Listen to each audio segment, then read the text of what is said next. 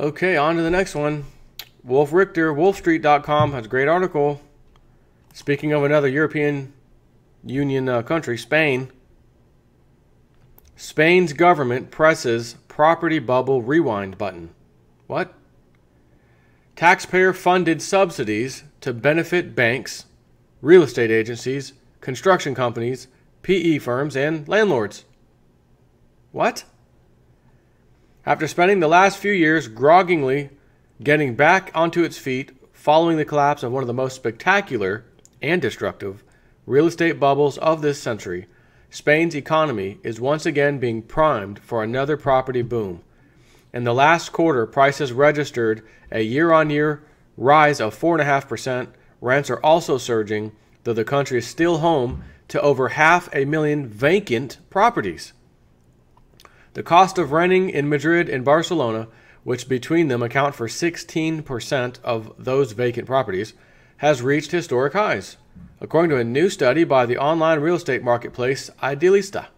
In Madrid, rents have risen, on average, by 27% since just 2013. In Barcelona, they've surged over 50%. This trend is being driven by two main factors. The recent explosion in tourist rentals.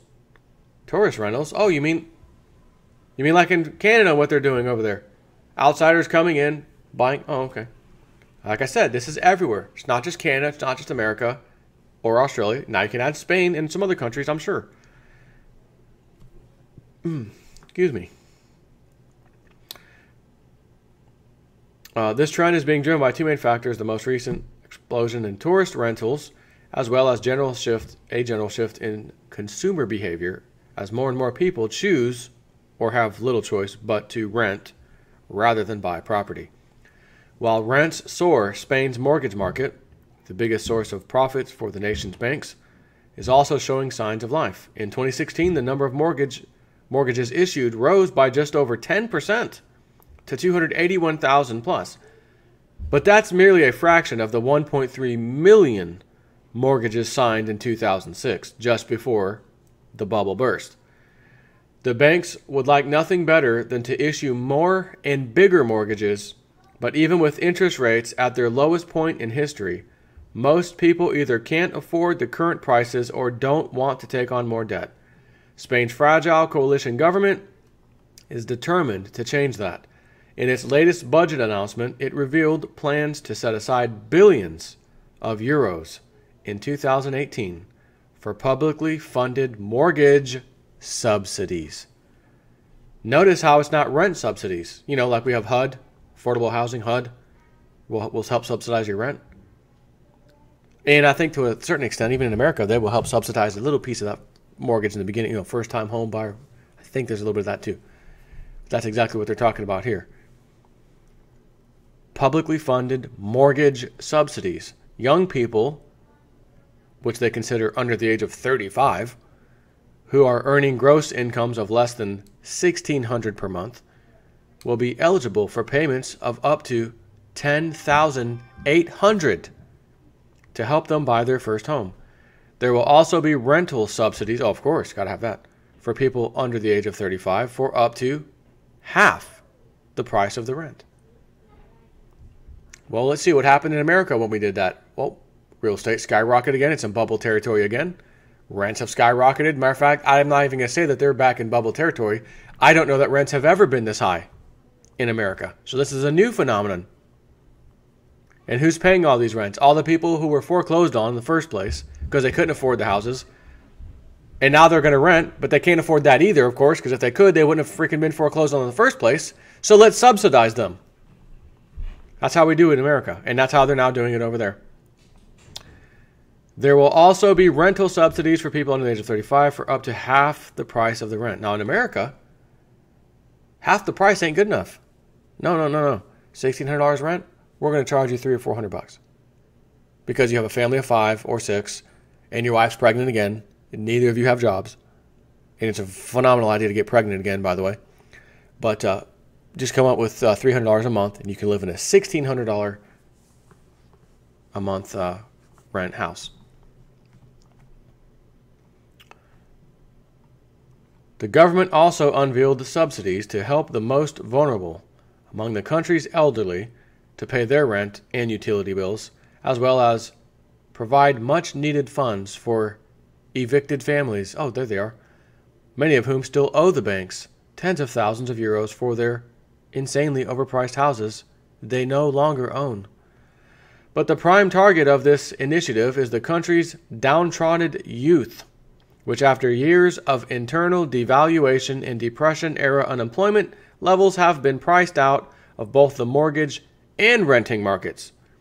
In Spain today, there are roughly 2 million fewer people under the age of 40 in full-time employment than there were in 2006 due to a variety of factors. Demographics, i.e. there are now fewer people under the age of 40, rampant job destruction, and mass exodus of young Spaniards to greener pastures out of that country. Even for many of those that chose to stay behind and actually found work, the reality is still alarmingly bleak. According to the Spanish daily ABC, out of the 1.7 million job contracts signed in December last year, over 92% of those were for temporary jobs. Took another page out of America's book. Temp jobs, part-time jobs, bartenders, waiters, Since the financial crisis, precarity has become the ubiquitous reality for most young Spaniards. Many end up earning so little in jobs that offer scant, if any, financial security that they have little choice but to stay at home with their parents, sometimes well into their 30s.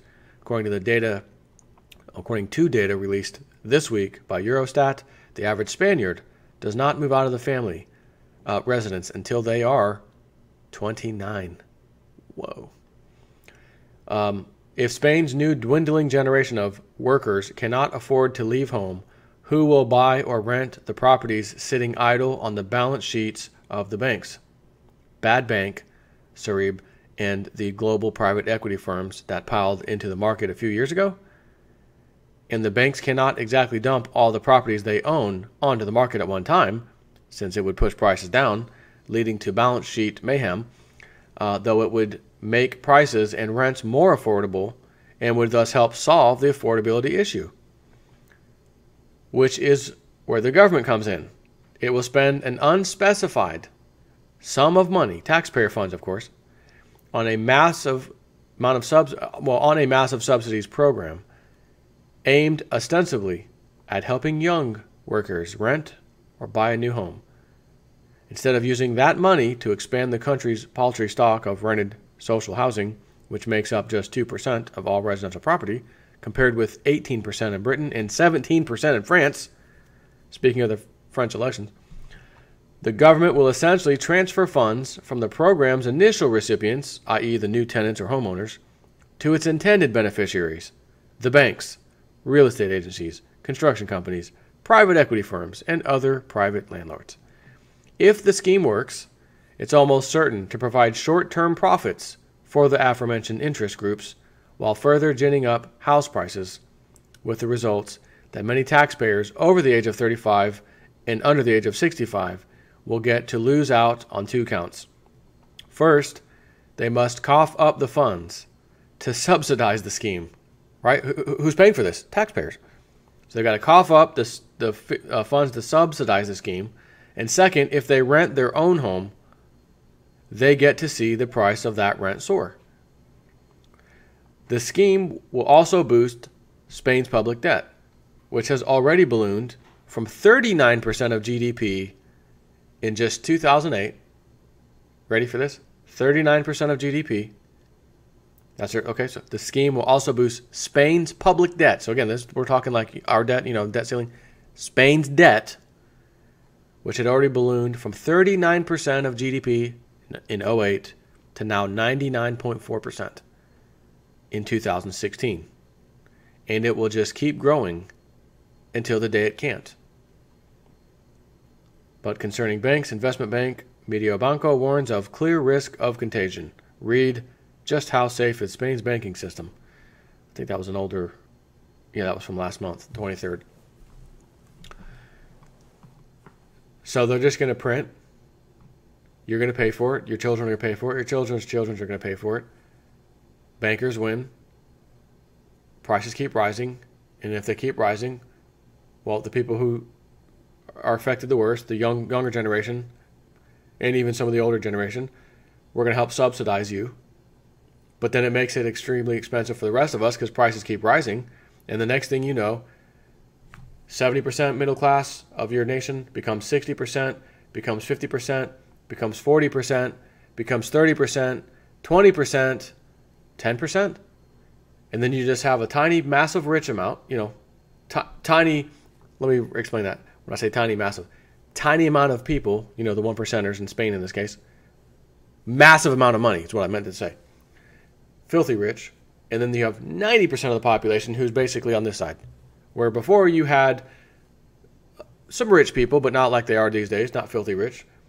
Then you had an upper middle class. You had a healthy middle class, a lower middle class, and then you started to have some of the poor and then the very poor. But it was spread out. Now it's just filthy rich, what used to be known as the middle class, and then everybody else. And then what used to be known as the middle class is now shrinking even more to become everything else. So that's how this ends. They'll just let these prices rise, and they'll subsidize those who can't afford it.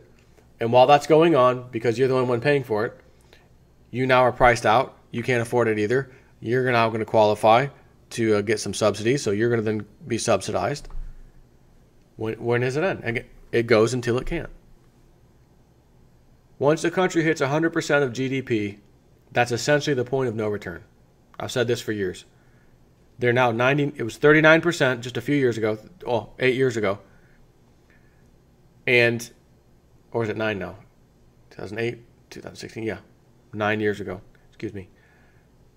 It's now 99%. And with all these great programs they're talking about implementing, subsidize this, subsidize that, do you have any idea how fast that debt is now going to grow? That 99% of GDP is going to go insane, just like the rest of the world. Again, this is the end game. That's why they're doing all this. Print. We're going to wipe all this away. It's going to be brutal, but we're going to wipe it all away eventually. We're going to all agree to join this new world system, new world order, one world currency, and we're going to tell the whole world that it solved all these problems because the whole world's going to have the same problems for the same reasons. At least that's their plan. Don't know that it's going to go that way. Take care.